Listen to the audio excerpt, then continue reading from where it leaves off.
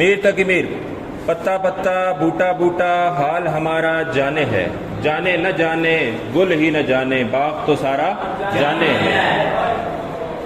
سرہانے میر کے آہستہ بولو، سرہانے میر کے آہستہ بولو، ابھی ٹک روتے روتے سو گیا ہے، ابھی ٹک روتے روتے سو گیا ہے۔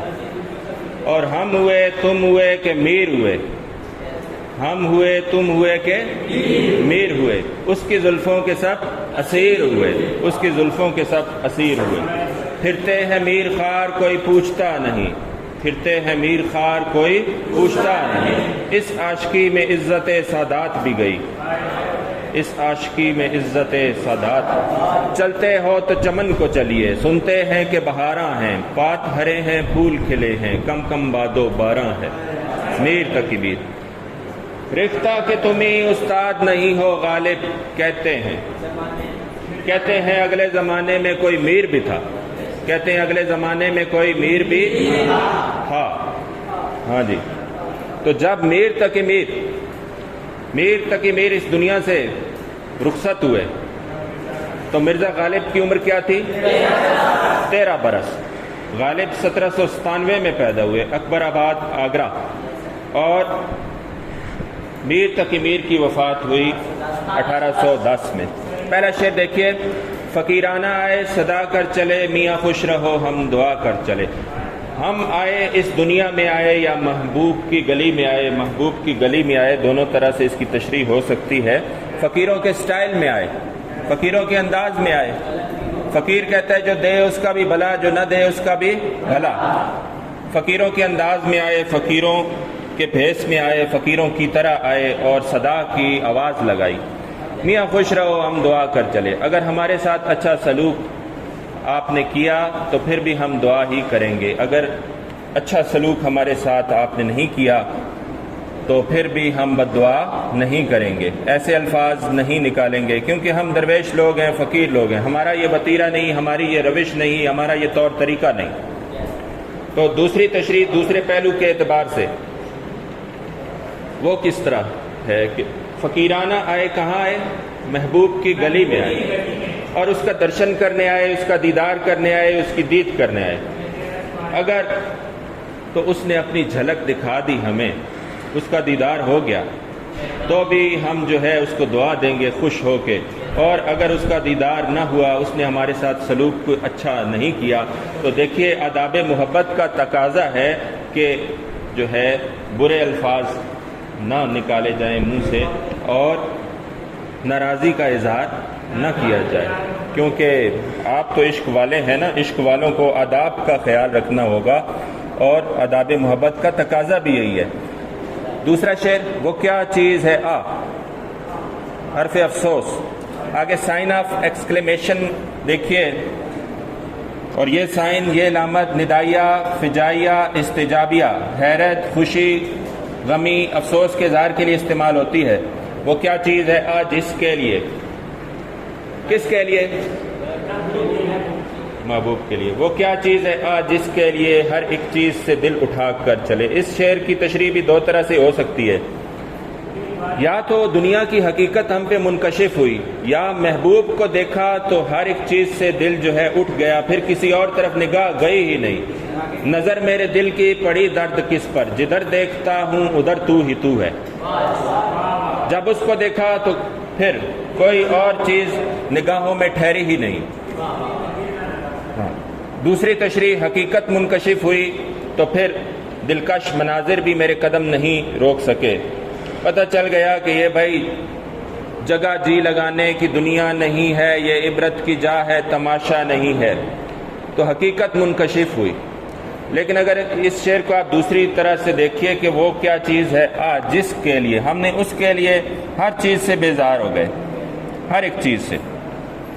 تو پہلا شعر تھا فقیرانہ آئے صدا کر چلے، یہ فقیروں کی طرح ہے، دنیا میں درویشوں کی طرح ہے، دنیا کی ناپائیداری دیکھیے۔ تیسرا شعر دیکھیے، کوئی نا امیدانہ کرتے نگاہ، مایوسی سے ہی دیکھ لیتے، دیکھتے صحیح، لیکن تم نے تو سرے سے ہی ہمیں نظر انداز کر دیا، دیکھا ہی نہیں، منہ ہی چھپا لیا، سو تم ہم سے منہ بھی چھپا کر چلے۔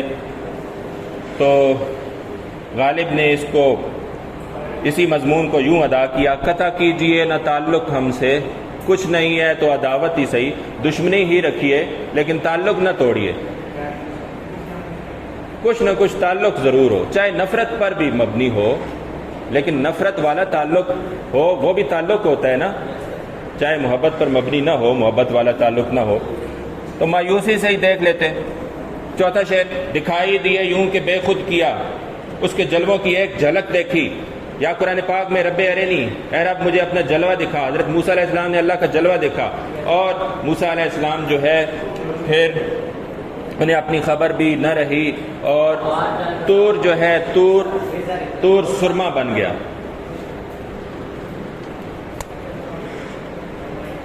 طور کیا بن گیا؟ سرما بن گیا، جل گیا، اور طور کا پہاڑ ہے مصر میں۔ تو یہاں بات کیا ہو رہی ہے؟ دکھائی دیے یوں کہ بے خود کیا، ہمیں اپنا بھی ہوش نہ رہا، تو اس کے جلووں کی ایک جھلک عاشق کے ہوش و خیرت کو اپنا شکار بنا لیتی ہے، پھر اپنا بھی ہوش نہیں رہتا۔ تو وہ جب سامنے آتے ہیں، وہ آئے بزم میں اتنا تو برق نے دیکھا، پھر اس کے بعد چراغوں میں روشنی نہ رہی، وہ سامنے جب آتے ہیں۔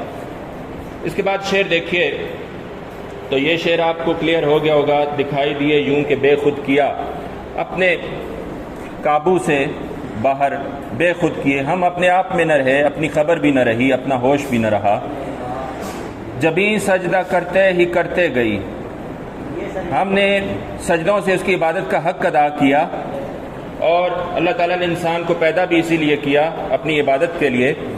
پرستش کی یہاں تک کہ اے بت تجھے، بت کس واسطے کہتے ہیں محبوب کو کہ ادھر سے رسپانس نہیں آتا، رد عمل نہیں آتا، تو اس کو صنم بھی کہتے ہیں۔ جس طرح مومن کہتا ہے کیوں سنے عرض مضطرب مومن، صنم آخر خدا نہیں ہوتا، تو یہ بت اس لیے کہتے ہیں کہ وہ بت پتھر کا ہوتا ہے اور ادھر سے کوئی رد عمل بھی نہیں آتا۔ تو پرستش کی، تیری پوجا کی، یہاں مراد ہے کہ تیری تعریف و توصیف کی، تجھے اس قدر چاہا کہ دنیا بھی تیری دیوانی ہو گئی، نظر میں سبوں کی خدا کر چلے۔ تو لوگوں نے کہا کہ یہ میر صاحب جو ہے جس کو چاہتے ہیں وہ کوئی معمولی شخص نہیں، وہ محبوب بھی کیسا ہوگا، تو دنیا بھی تیری دیوانی ہو گئی، دنیا کی نظروں میں بھی تیرا مقام بہت بلند ہو گیا۔ آخری شعر، کہیں کیا جو پوچھے کوئی ہم سے میر، جہاں میں تم آئے تھے کیا کر چلے، آپ تو مقصد سے غافل ہو گئے۔ اس میں کنایا ہے، علم بیان کی خوبی کنایا ہے۔ اور صفحہ نمبر 164 پہ دوسرا سوال ہے کہ میر کی غزل کے اس مقطع کی تشریح کریں اور بتائیے کہ علم بیان کی کون سی خوبی پائی جاتی ہے۔ شعر میں ایسی بات کا بیان جس کو آسانی کے ساتھ سمجھا جا سکے، نام لیے بغیر بات اس طرح کرنا کہ مطلب واضح ہو جائے، اور کنایا کے معنی اشارہ کے ہوتے ہیں۔ کنایا کی دو قسمیں ہوتی ہیں، کنایا قریب اور کنایا بعید۔ تو جو کنایا آسانی سے سمجھ میں آ جائے وہ کنایا قریب، اور جس پہ ذرا غور و فکر سے کام لینا پڑے وہ بعید کا۔ تو اس شعر میں علم بیان کی خوبی کنایا پائی جاتی ہے۔ ہاں جی، تو میر صاحب آپ نے کون سا ایسا کام کیا ہے کہ آپ بتا سکیں، اس پہ فخر کر سکیں، کون سا ایسا کارنامہ سر انجام دیا آپ نے، کہیں کیا جو، تو ہمارے پاس اس کا جواب نہیں ہوگا، یہ مقطع ہے اور اس میں تخلص ہے میر صاحب کا۔ کہیں کیا جو پوچھے کوئی ہم سے میر، جہاں میں تم آئے تھے کیا کر چلے، تو آپ نے کیسا کوئی ایسا کارنامہ سر انجام دیا ہے، آپ تو اپنے مقصد سے غافل ہو گئے۔ اس شعر میں آپ ایک اور شعر داغ دہلوی کا، وہ ابھی میں نے آپ کو بتایا، وہ بھی لکھ سکتے ہیں۔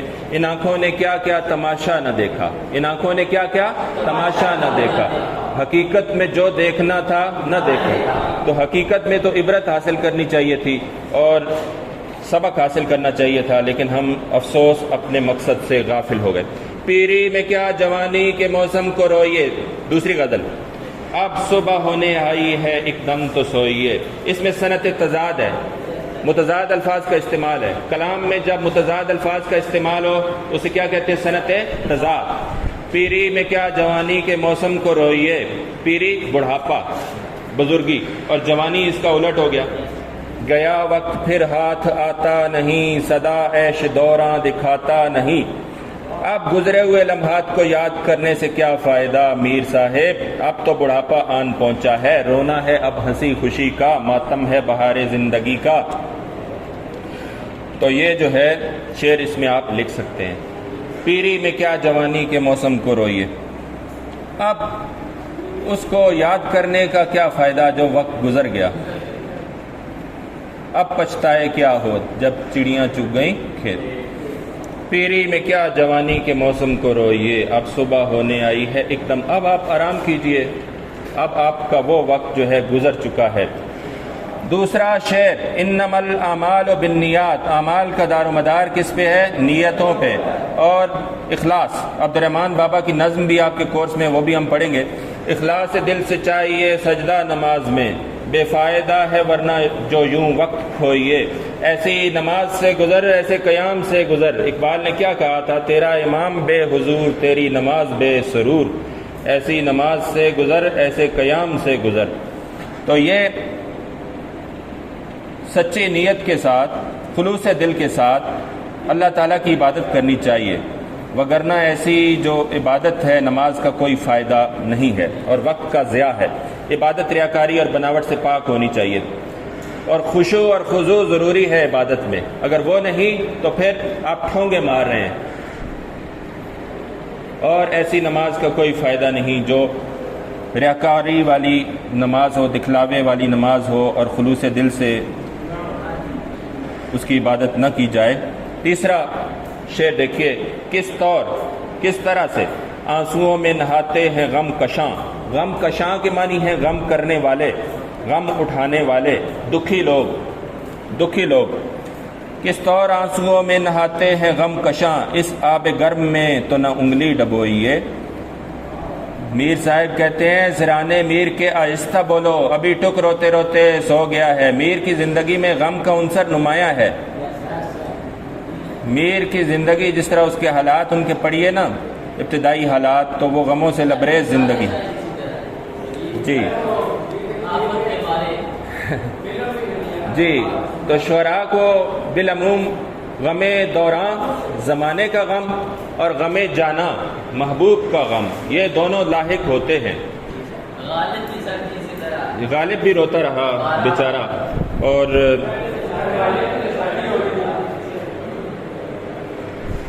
سرانے میر کے آہستہ بولو، ابھی ٹک روتے روتے سو گیا۔ تو میر صاحب کہتے ہیں اشک آنکھوں میں کب نہیں آتا، اشک آنکھوں میں کب نہیں آتا، لہو آتا ہے جب نہیں آتا، اور جب بھی میں روتا ہوں میری آنکھوں سے خون بہتا ہے۔ اشک آنکھوں میں کب نہیں آتا، لہو آتا ہے جب نہیں آتا، کس طور آنسوؤں میں نہاتے ہیں غم کشاں۔ اے مخاطب، اے میرے مخاطب، اے دنیا والوں، تمہیں کیا پتا کہ غم کیسے اٹھائے جاتے ہیں اور آنسوؤں میں کیسے نہایا جاتا ہے۔ یہ غم سہنے والے، غم اٹھانے والے دکھی لوگ، یہ تو آنسوؤں کے دریا میں نہاتے ہیں، اور اس آب گرم میں، یہ ایسا پانی ہوتا ہے، اس آب گرم میں، گرم پانی لغوی معنی تو یہ ہو گئے، لیکن آپ جو ہے نا اس دنیا میں قدم نہیں رکھیے تو بہتر ہے، آپ غموں کو اٹھا نہیں سکیں گے۔ یہ عشق نہیں آسان، بس اتنا سمجھ لیجئے، ایک آگ کا دریا ہے اور ڈوب کے جانا ہے۔ جگر مراد آبادی کا شعر ہے۔ تو آپ یہ غم نہیں سہ سکیں گے، آپ جو ہے اس میں انگلی نہ ہی ڈبوئیں تو بہتر ہے، اور آپ ان غموں کو برداشت نہیں کر سکتے۔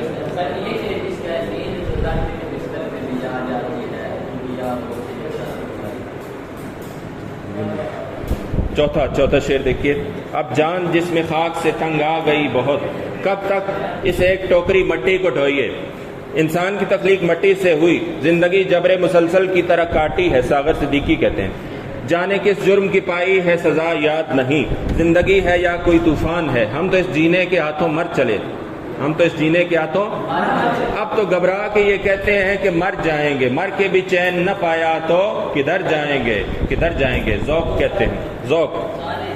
اب جان جس میں خاک سے تنگ آ گئی بہت، اب یہ غم سہ کے، دکھ برداشت کر کر کے میں تنگ آ گیا ہوں، کب تک ایسے ایک ٹوکری مٹی کو میں ڈھوتا پھروں گا اور اس جسم کا بوجھ اٹھاتا پھروں گا۔ اٹھانا خود ہی پڑتا ہے تھکا ٹوٹا بدن اپنا، کہ جب تک سانس چلتی ہے کوئی کندھا نہیں دیتا۔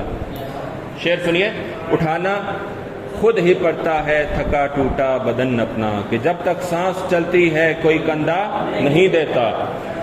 آخری شعر، आलूदा उस गली के कूचे महबूब, क्या जगह कूचे महबूब है, सुभान अल्लाह, क्या जगह कूचे महबूब है, सुभान अल्लाह।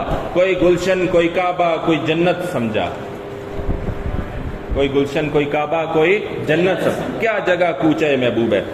तो अगर उस गली की खाक में लथड़े होना और आलूदा होना आब हयात से बदन धोने से कहीं अफजल है। आलूदा उस गली के जो हो खाक से, तो मीर ये मक्ता है गज़ल का। आब हयात तलमी है, तलमी के लुग़वी माना क्या होते हैं, इशारा के, और तारीख़ी वाक़या इसमें चंद मखसूस अल्फाज में पिन्हा होता है, और इसमें ऐसे अल्फाज जिसमें किसी तारीख़ी वाक़े की तरफ इशारा किया जाए चंद अल्फाज में, तो वो तलमी कहलाता है। उसकी वीडियो भी बनी हुई है, वो आप देखेंगे। आब हयात से भी न वे पाँव धोइए, वे वो की जमा है, ये आप लिखिए, वो की जमा वे, वाव बढ़िए वे, वो की जमा वे।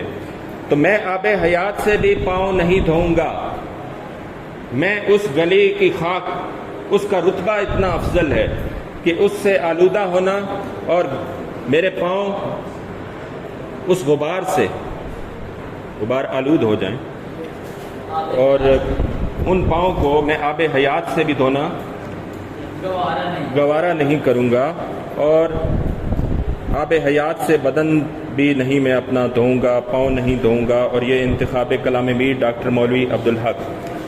तो ये जो कूचे महबूब है, महबूब की गली, वो चाहने वालों के नज़दीक कितना मकाम और रुतबा रखती है। ये शेर मैंने आपको बताया, ये भी आप लिख सकते हैं कि क्या जगह कूचे महबूब है, सुभान अल्लाह, कोई गुलशन कोई काबा कोई जन्नत समझा। तो उशाक महबूब की गली में फिरते रहते हैं। तो ये गज़ल यहाँ तमाम हुई, इसको यहाँ ख़त्म करते हैं।